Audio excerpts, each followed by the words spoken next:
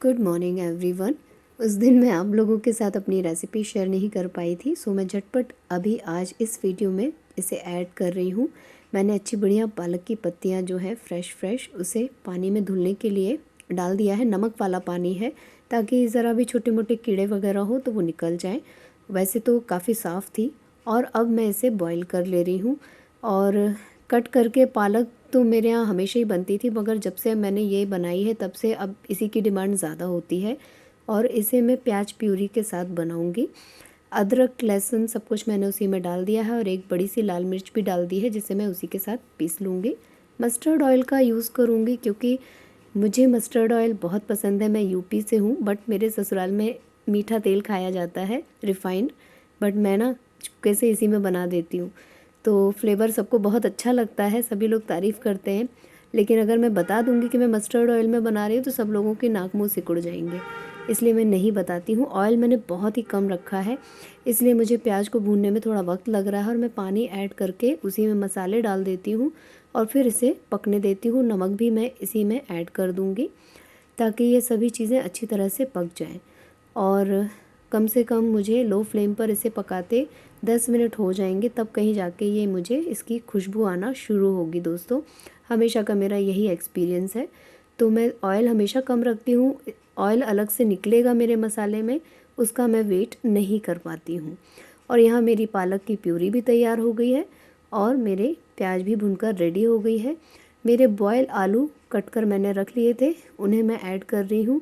और अगर मैं कच्चे आलू डालूँगी तो कम से कम 10 मिनट इसे लो फ्लेम पे मुझे पकाना होगा, लेकिन मैं उबले आलूओं का ही इस्तेमाल कर रही हूँ इसलिए ये जल्दी बन जाती है रेसिपी। और कभी कभी उत्कर्ष से टिफ़िन में भी लेके जाते हैं, उन्हें बहुत अच्छी लगती है। तो मैं ग्रेवी थोड़ी सी गाढ़ी रखती हूँ। अगर हमें घर में खाना है, चावल के साथ खाना है, तो मैं थोड़ा सा पानी ऐड कर देती हूँ। टेस्ट बहुत अच्छा आता है इसका। साथ ही कभी कभी मैं इसमें 1 चम्मच ताज़ी मलाई डाल देती हूँ दोस्तों, उससे फ्लेवर इसका इतना खिल के आता है और टेस्ट बहुत अच्छा लगता है। काजू और मलाई मैं ऑप्शनल रखती हूँ, जब मन करता है कभी कभार ही डालती हूँ। तो यही थी मेरी recipe. Hello everyone, welcome to my channel. दोस्तों, मेरे चैनल में आप सभी का स्वागत है और जो न्यू सब्सक्राइबर है उनका हार्दिक अभिनंदन है। दोस्तों कैसे हैं आप सब? मैं अंकिता जबलपुर से कर रही हूं आप सबका स्वागत। और सबसे पहले ही, जैसा कि मैं बता चुकी हूं कि हमारे आसपास कंस्ट्रक्शन का काम चल रहा है तो बहुत ज़्यादा नॉइज़ पोल्यूशन है। मैं इसका कुछ भी नहीं कर सकती हूं और ये कितने दिन चलेगा मैं ये भी नहीं बता सकती हूँ।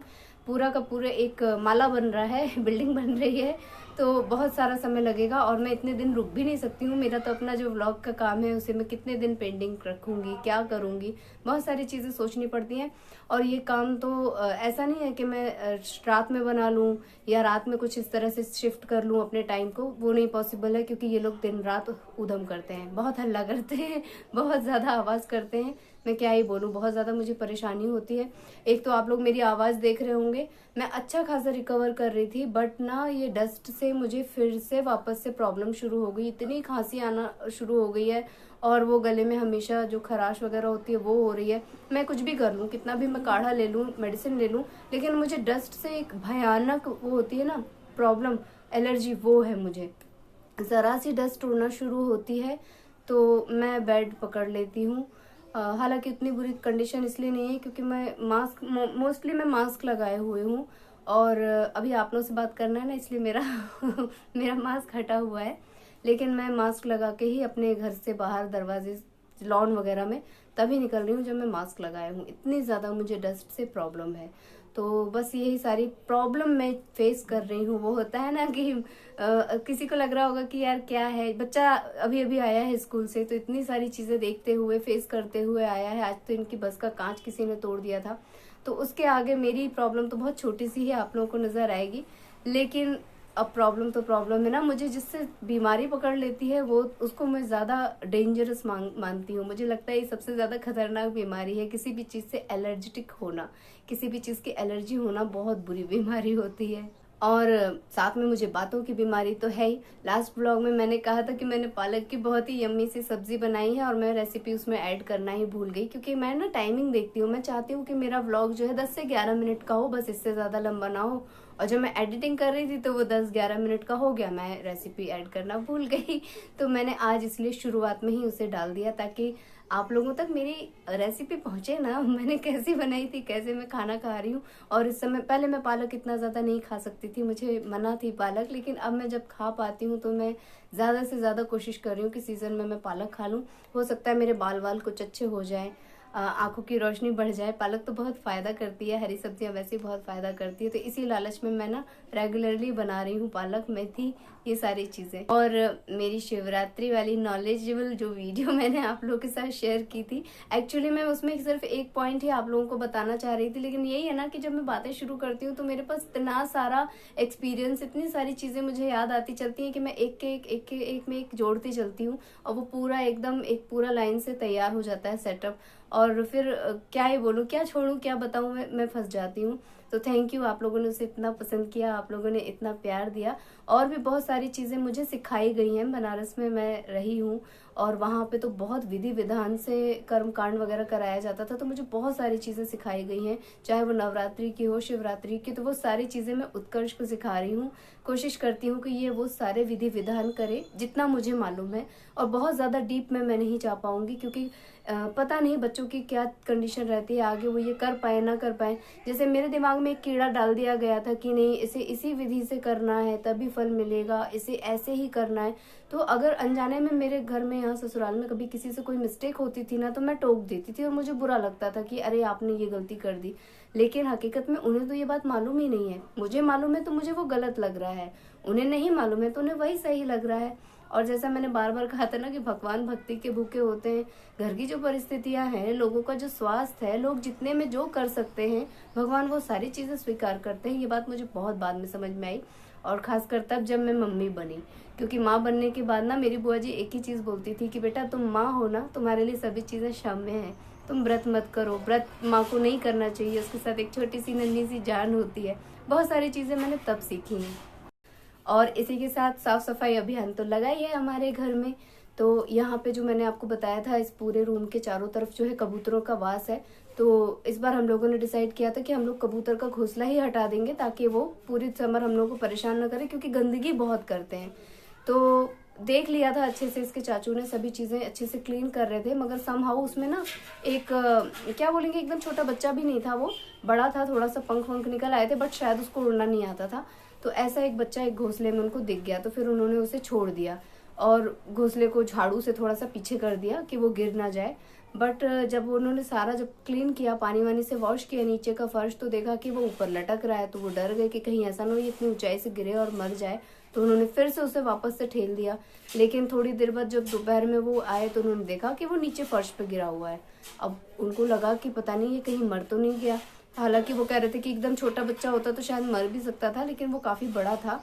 और उसकी मम्मी भी वहीं आसपास थी। उसकी मम्मी जो है उनको, चाचू को जो है चोंच मार रही थी।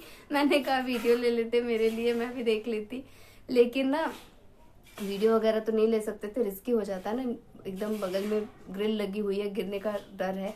और जब से ये बात मुझे बताई ना, मेरा मन वहीं अटक गया कि पता नहीं वो बच्चे को चोट ना लग गई हो, वो इंजर्ड ना हो गया हो। तो मैं पीछे पड़ी थी, थोड़ा सा जिद कर रही थी कि आप एक बार उसको देख लीजिए, कुछ ट्रीटमेंट आता हो तो कुछ कर दीजिए। मगर घर में किसी को क्या ट्रीटमेंट आएगा एक पक्षी का, हम क्या कर सकते हैं। फिर उसकी मम्मी जो है वो मारने को उतारू हो रही है। तो मैं ना थोड़ा सा डर सी गई थी। तो कल मेरा ध्यान उसी में था बिल्कुल। फिर मैंने शाम के टाइम में जब मैं कपड़े वगैरह समेट रही थी, तो मैंने देखा कि चींटियों की एक लाइन उस लॉन की तरफ जा रही है जहाँ पे वो बताया था कि उस तरफ गिरा है। और मैंने वो दरवाज़ा नहीं खोला डर के मारे, मुझे बहुत डर लगता है, मैं देख ही नहीं सकती ऐसी चीज़ें। तो मुझे लगा कि वो मर गया वो बच्चा, और मैं रात भर इतनी उदास रही। फिर मैंने मॉर्निंग में थोड़ी सी रिक्वेस्ट की कि प्लीज़ आप एक बार उसको देख लीजिए, अगर वो मर भी गया है तो उसे वहाँ से हटा दीजिए, और अगर वो नहीं मरा है तो प्लीज़ उसका कुछ ट्रीटमेंट कर दीजिए। तो जब मॉर्निंग में इन लोगों ने देखा तो वो वहाँ पे था ही नहीं, ना उसकी मम्मी थी, दोनों चले गए थे। तो मुझे ये थोड़ी सी राहत मिली। हालांकि कबूतर बहुत तंग करते हैं, बहुत ज़्यादा तंग करते हैं। इनके पंख, इनकी बीट, सब कुछ बहुत गंदगी होती है वो अलग। और ये ना हमारी खिड़की पे बैठ के टुक टुक टुक टुक टुक टुक टुक टुक नॉक करते रहेंगे, करते रहेंगे, करते रहेंगे। उससे मुझे ज़्यादा प्रॉब्लम होती है। आप रात बिरात सो रहे हो, ये बैठ के टिक टिक टिक टिक टिक टिक करते रहेंगे तो मुझे चिढ़ आती है। मुझे ऐसे पशु पक्षी बहुत पसंद है, लेकिन मैं उन शोरगुल नहीं पसंद कर पाती हूँ। साफ सफाई भी आप एक टाइम में कर लोगे, आखिर आप कोई पेट रखते हो। हमारे घर में तोते वगैरह होते ही थे, गाय बैल सब होते थे, तो हम करते ही थे साफ सफाई। लेकिन मुझे सिर्फ ये लगता है कि नींद के टाइम में कोई डिस्टर्बेंस ना हो। तो कल थोड़ा सा मन मेरा अशांत था, लेकिन आज सुबह से ठीक है कि चलो वो बच्चे को कुछ नहीं हुआ, उसे चोट नहीं लगी, उसकी मम्मा उसे ले गई मेरी आवाज़ तो अलाउ नहीं कर रही है कि मैं और ज़्यादा बकबक करूं, तो मुझे तो लगता है कि बाय बाय कर लेना चाहिए। आपको कुछ कहना है?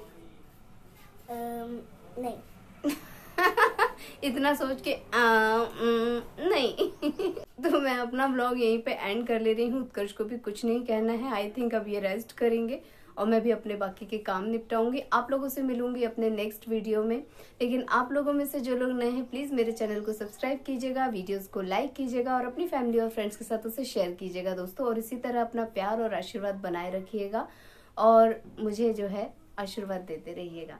Bye bye. bye bye and thank you for watching.